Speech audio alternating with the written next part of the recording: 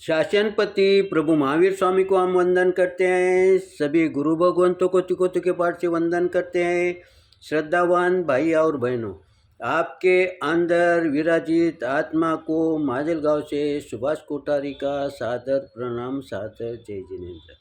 प्रतिक्रमण पर ये मेरा 29वां वीडियो है। हमारा नमोत्तोनम के बारे में चिंतन चल रहा था।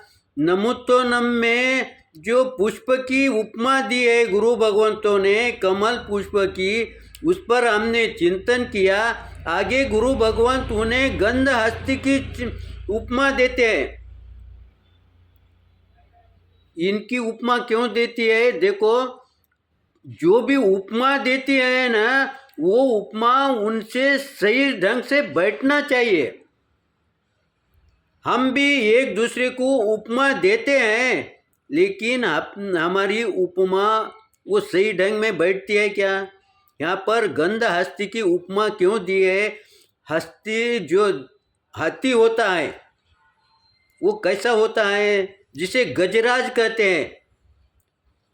जो दूसरे प्रकार के हाथी होते हैं उनके गुण अलग होते हैं, लेकिन जो गजराज होता है, जो गंध हस्ती होता है, उसकी एक विशेषता होती है।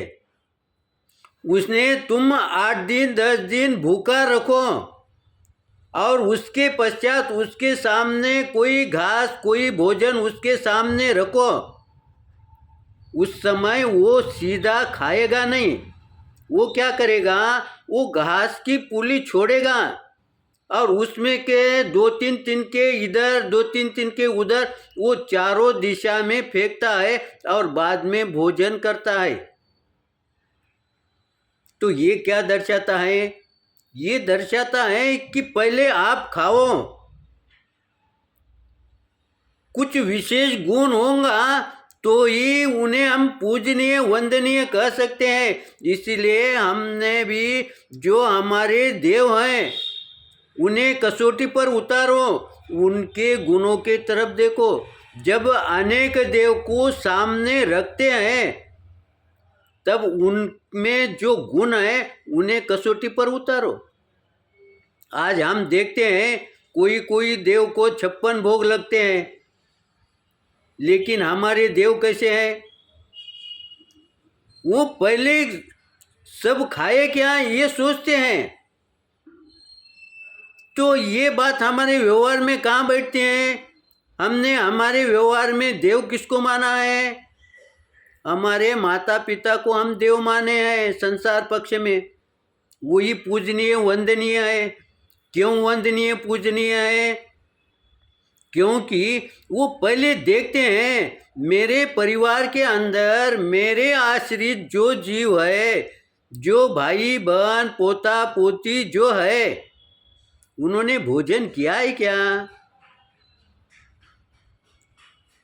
उनको कोई तकलीफ है क्या? ये जब वो देखते हैं तब वो आदर्श माता पिता कहलाते हैं। और ऐसा देखे तो कोई भी माता पिता है ना, वो पहले अपने बच्चे के तरफ ध्यान देते हैं। उसने खाया क्या? उसने नहीं खाया, क्यों नहीं खाया? उसका कारण ढूंढते हैं और वो कारण को मूल सहित नष्ट करने की कोशिश करते हैं। ये गुण हमारे माता पिता में होते हैं। फिर हमारे माता पिता यानी उनमें भी दोष है, फिर भी उनमें ये गुण है, तो फिर हमारे देव के पास कोई भी दुर्गुण नहीं है, तो फिर ये गुण कैसा रहेगा? ये गुण लबालब भरे वाला रहेगा। उनमें थोड़ी भी कमी नहीं रही, अंश मात्र की भी उनमें कमी नहीं रहेगी। तब ऐसे जो गुण है वो हमारे देव है। और वो देव फिर वो लोकों में उत्तम रहेंगे कि नहीं रहेंगे? प्रथम क्रमांक में रहेंगे कि नहीं रहेंगे? फिर इसलिए गुरु भगवंत कहते हैं कि तुम्हारे देव कैसे हैं, इसका तुमने अगर चिंतन करेंगे तो तुम्हारी प्रवृत्ति काय में बढ़ेगी कि मेरे में भी वो गुण आज नहीं तो कल आएंगे, ऐसी मैं धारणा करता हूँ या ध्येय रखता हूँ। भले ही आज संभव नहीं है, लेकिन मन के अंदर वो भाव तो जग गए ना। वो भाव तो हमने, वो भाव का बीज तो हमारे मन के अंदर डाला ना। आज नहीं तो कल वो मूर्त रूप लेगा, वो जागृत होगा।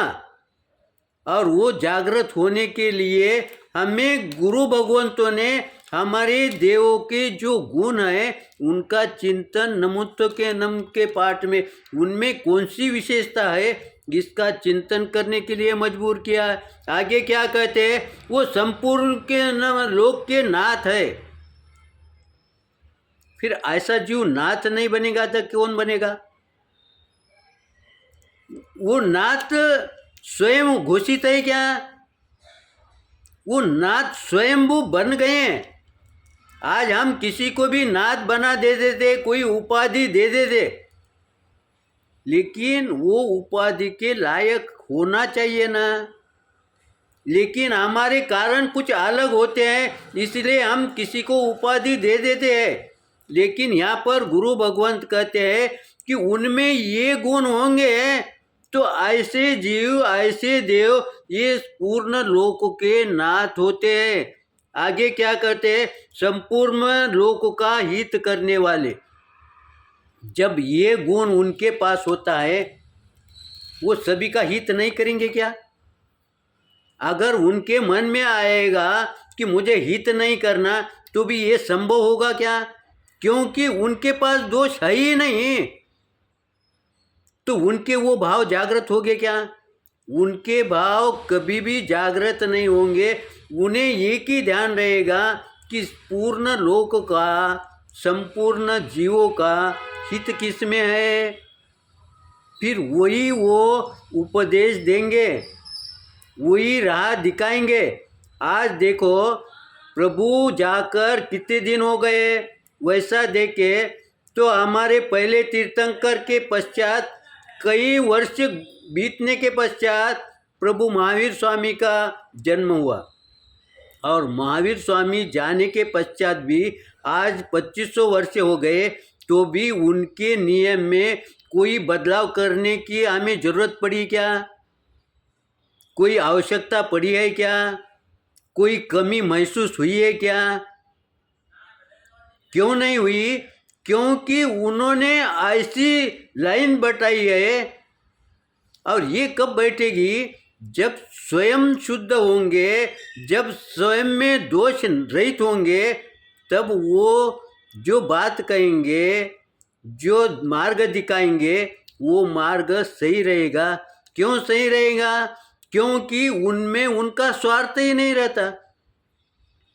तो फिर यहाँ पर हम अनेक देव को सामने रखे तो उसमें कौन से देव के पास स्वार्थ है, ये तुलना करो, आपके ध्यान में आ जाएगा।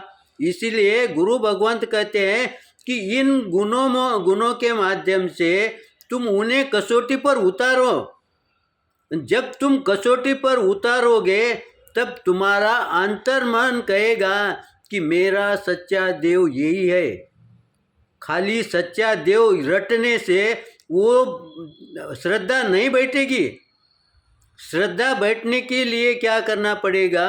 अंतकरण से उनमें जो गुण है वो गुणों के तह तक जाना पड़ेगा।